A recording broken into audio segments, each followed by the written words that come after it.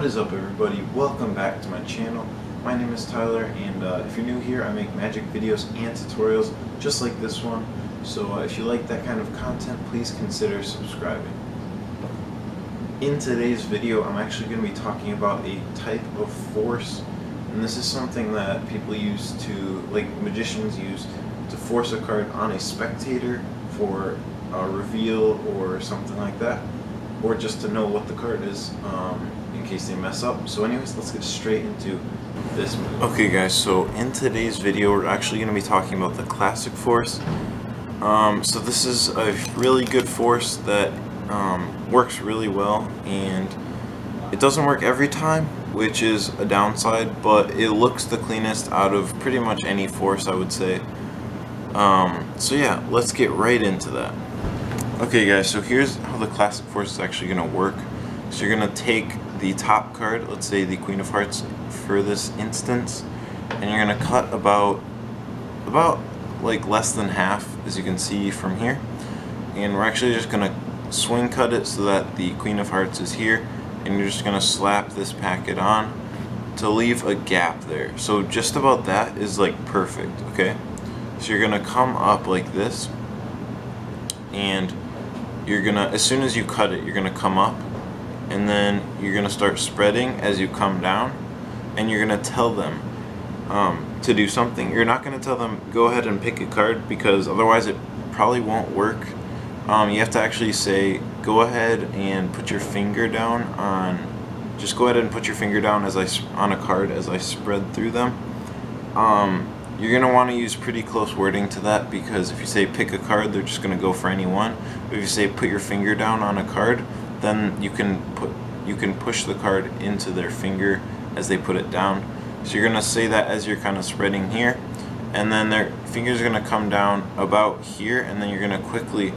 The thing about having this gap here is that you can always see where the card is, so you always know that this is the force card because you can see the corner is there.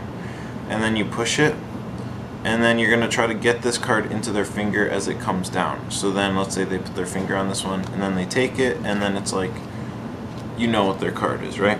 So you can do like a reveal with that or something, like some sort of mind reading trick that could work pretty well with that, or a prediction, something like that. You can say like, I'll write down something, and then once they pick the card, obviously, because you don't know what they're going to pick. Did I seriously just say that? Yes, you do know what they're gonna pick. Oh my goodness. Okay, so you're gonna, obviously, you could have a prediction set up ahead of time saying, like, you will pick the Queen of Hearts, something like that, and then just force the Queen of Hearts on them.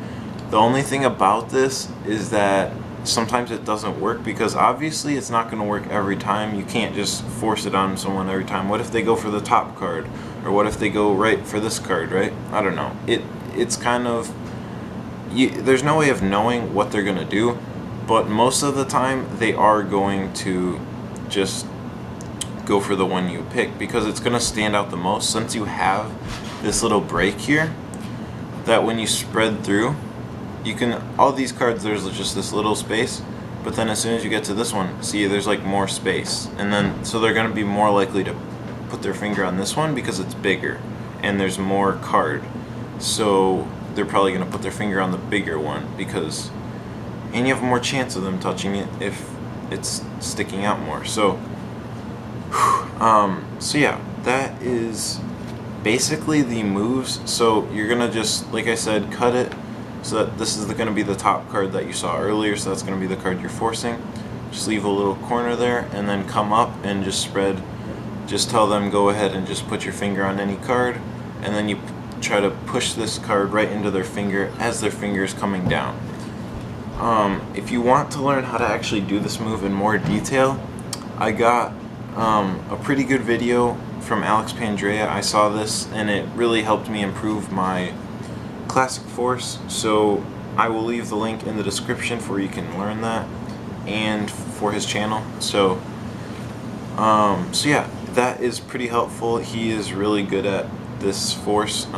He says he gets it right about 9 times out of 10, which by seeing how well he does it is probably accurate.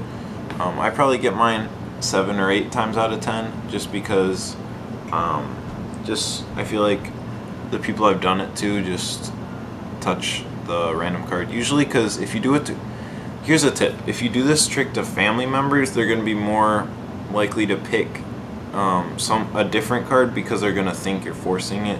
Not think you're going to force it, but they're going to be like, oh, I want to go for the less obvious one. Just because if they know you're a magician, that's what they're going to do.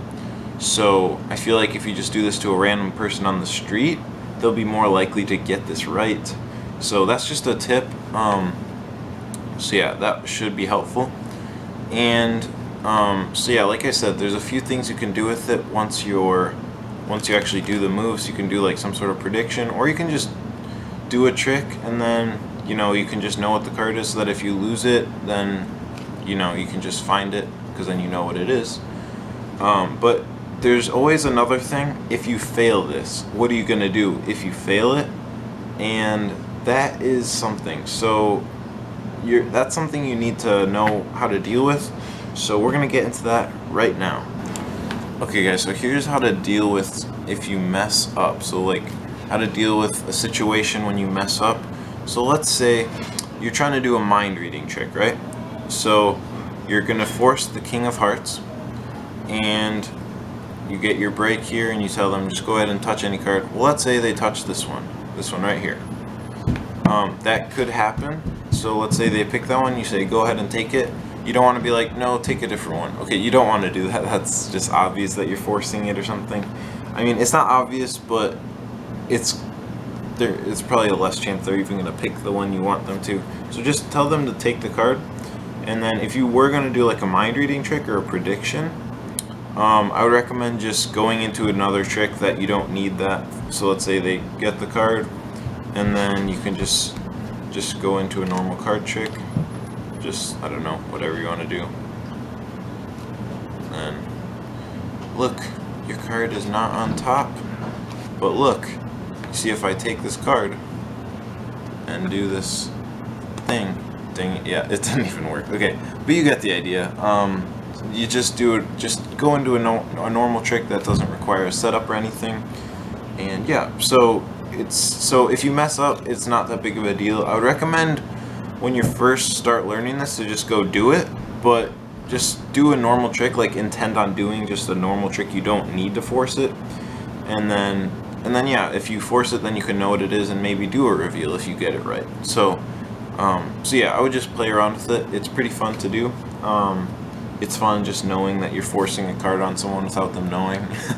But yeah, also another thing I would say is, unless you're extremely confident with this move, like extremely confident, I would not recommend doing this during like a show or something. Like having all this stuff set up and then like for the prediction, I don't know.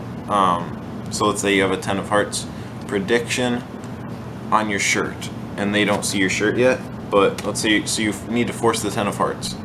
Well, if you do the classic force, if they take another one, if they take a different card, your trick is failed. So I wouldn't do that on stage. I would recommend just doing it as a side. So if you want to just do that, if you want to just try to force it, then you can see what you want to do. But I wouldn't try like, I'm going to do the classic force for this certain trick. I wouldn't do that because like there is that chance you could get it wrong and then you're screwed. So yeah, I would just recommend if there's a thing like that where you have to have them pick that card, I would recommend doing a different type of force, maybe another force. I'll leave a force that I prefer to do in the description. And then yeah, you can do a riffle force, I don't know, whatever force you want to do. That will guarantee them to pick that card. So that is about it for this force. It is really fun to do, so I definitely recommend doing it and practicing it a lot. But anyways, that's it for today's video, so I hope you guys liked it. Anyways, I'll see you guys next time.